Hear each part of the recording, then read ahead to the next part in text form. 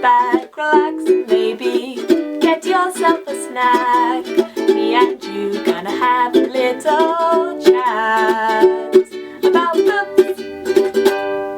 Hi guys! So I'm here today to do a book review, and the book I'm going to be reviewing is Foreigner by Cj Cherryh. This was my first Cj Cherryh read, although I know that she is a very prolific science fiction writer and fantasy writer who has been around for a while. This book was published in 1994, so it's definitely an older read, but it's about the same age as me, so it's not too old. And this is a science fiction. It's actually the first one in an ongoing series which has, I think, 18 books in it so far, and it's made up of various different trilogies and arcs. So this is book one, and there are many more out there. So what is book one all about? This starts off as a kind of space opera adventure.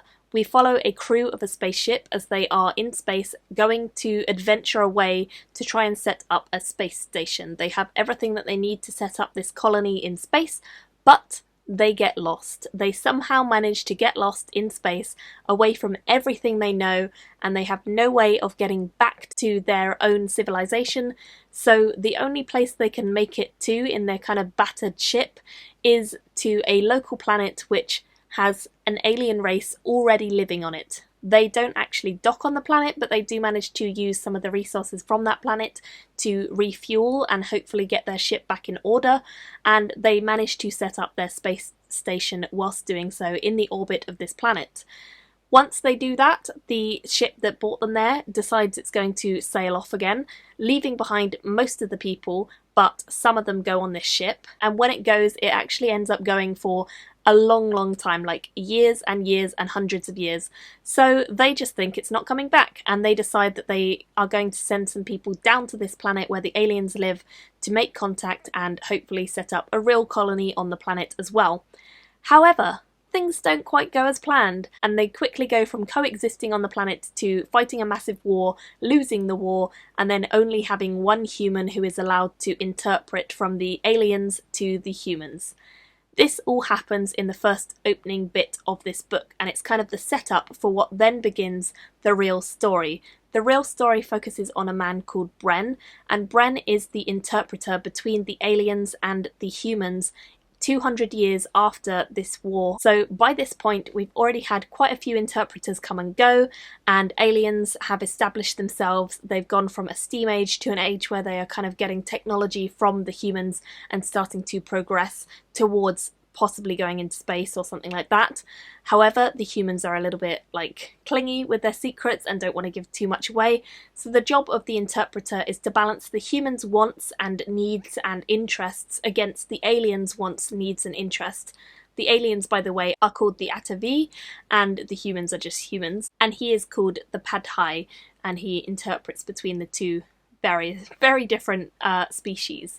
The interesting thing about the Atavi is that they do not have a word for love in their language. Their language and their society is based largely on statistics, mathematics, rules and logic, and they don't really have a word for love. Love is just kind of not a thing on their planet, which makes them very different to humans.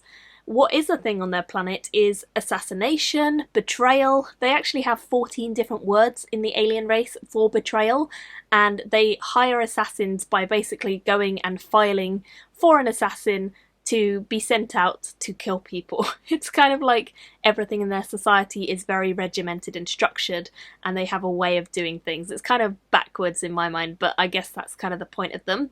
They're very alien, let's put it like that. And the interesting elements of this story for me were definitely seeing the way that humans and aliens interacted together and tried to muddle through the inevitable mistakes and misunderstandings that happened. That was by far my favourite part of this book. What I will say about this is that it definitely felt like quite a slow burn for me. It started out very confusing because I thought it was going to be this big space opera, and it wasn't. It all focuses in on this one planet. They don't go anywhere else or anything for the whole of the book. It's all on this one planet with this one alien race. It's not what I expected it to be, but it was interesting all the same. As I say, it starts off as quite a slow burn, and I do think it gradually builds up, with the ending becoming the most exciting part and the bit that sucked me in the most. But I think along the way, although it's a slow one, it does have some really interesting themes, and I think seeing the way that these two cultures kind of came together, butted heads and drifted apart was fascinating. It's a mystery as well at the heart of it, because this character that we're following still doesn't really understand this alien race that he's living with and that he's communicating on behalf of, because he only knows one of their languages and they have many, so they could be saying all sorts when they're talking in their other language, and he doesn't really know who to trust or any of that stuff, because trust and love and loyalty aren't really a huge part of their society, and it's not really something he understands yet, even being the Pad High. Really interesting ideas, definitely a series that surprised me, or a book that surprised me, because it wasn't what I expected it to be, but also quite a slow book to start off with. So I think it is a series that I would like to continue. I do feel like this book sets up for a series. It doesn't feel like a complete story on its own. It feels very much like the beginning of a story. However, with all that said, I definitely enjoyed it, and although it was slow going, I think the audiobook really helped me to get through it at a fairly quick pace, and I definitely enjoyed kind of immersing myself in this world. If that sounds like something you would like, maybe try it out. If you've already read Foreigner and you have thoughts on it, then please do leave them down below for me and let me know what you thought of it and what you think of Cj Cherryh if you've read any of her other books. I'd love to hear your thoughts. Thank you all so much for watching. Do leave me your comments, and I will see you all very soon in another video. Bye! Thank you for watching my video today. Go pick up a book, then come back and chat with me again.